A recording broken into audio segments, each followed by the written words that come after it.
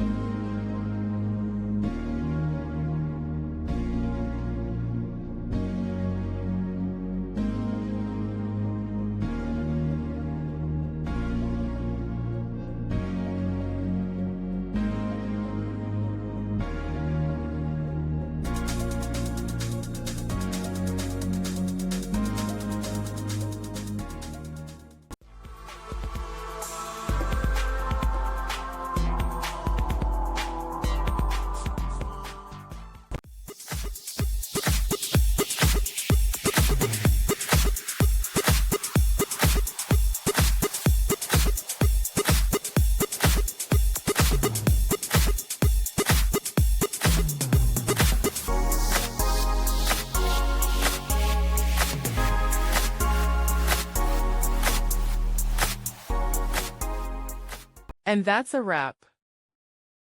I hope you found the answer you were looking for. If you did, take a second to hit that subscribe button. It really helps out.